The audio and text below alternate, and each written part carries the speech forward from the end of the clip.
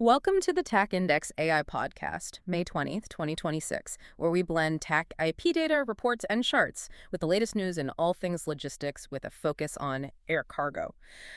Today, we are taking a deep dive into a really fascinating stack of sources, including TAC Index data, the Wall Street Journal, and Reuters. And our mission for you, the listener, is to give you a clear picture of how recent geopolitical standoffs are directly rippling through air cargo rates, supply chains, and, the broader macro economy. Yeah, it really is a phenomenal data set to work through because the logistics market essentially acts as the pulse of the global economy. I mean, when a major artery gets clogged, Yeah.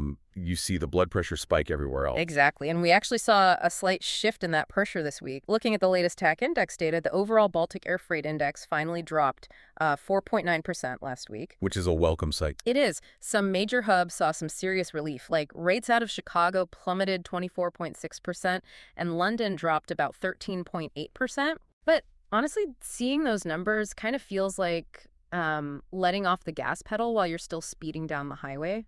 Or like a fever that just dropped from 104 down to 102. Yeah, that is a highly accurate way to look at it. The immediate heat is breaking, but the patient is still incredibly sick. Right. And if we examine why that fever broke, it is directly tied to fuel costs.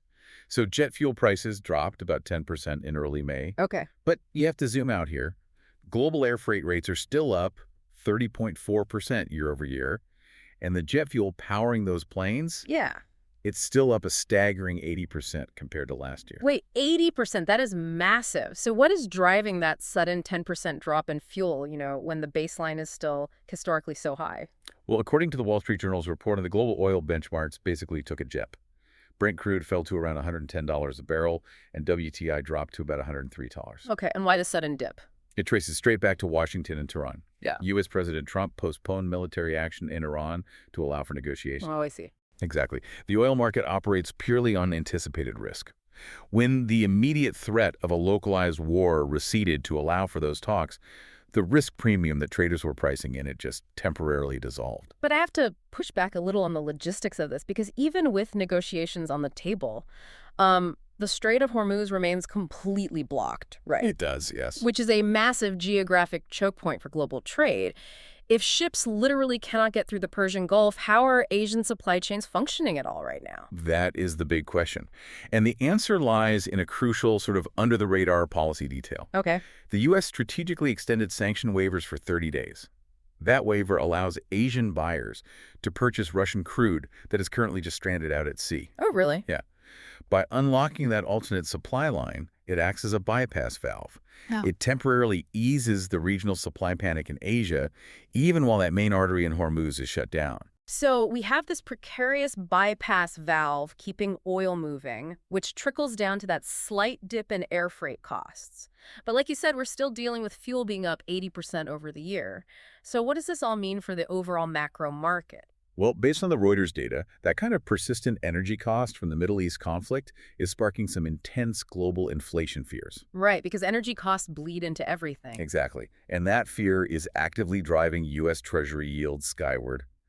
Just this week, the 30-year yield hit 5.18%. Wow. Which is the absolute highest level we've seen since 2007. That is wild. And just to break down the mechanism of why that happens, if investors think elevated energy costs will cause runaway inflation, they know their money is going to lose value over time. So they demand a much higher return or yield just to park their cash in those 30-year bonds. You nailed it. And higher yields on government bonds ultimately mean higher borrowing costs across the entire global economy, impacting everything from corporate loans to stock valuations. Which brings us to a massive realization. Tracking air cargo rates isn't just route shipping boxes, is it? Not at all. It acts as an early warning system. By the time borrowing costs spike, the initial shockwave already registered weeks ago in the cost of jet fuel and freight routes. The cargo data is basically the first domino. It really is. It forces you to look at the entire board, assessing how a blocked waterway dictates the cost of capital halfway across the world. Which leaves you, our listener, with a final thought to mull over as we wrap up this deep dive. If strategic waterways like the Strait of Hormuz remain volatile, consider how these quote-unquote temporary air cargo spikes might actually permanently rewrite global logistics routes and capacity planning for your business. Yeah, and taking it a step further, if securing cargo space remains this unpredictable, it might force major companies to abandon the just-in-time delivery model entirely. Exactly. They might massively pivot toward localized, near-shored production where air freight isn't even a factor anymore. It is the difference between navigating a passing storm and realizing the climate itself has fundamentally changed. Until next time.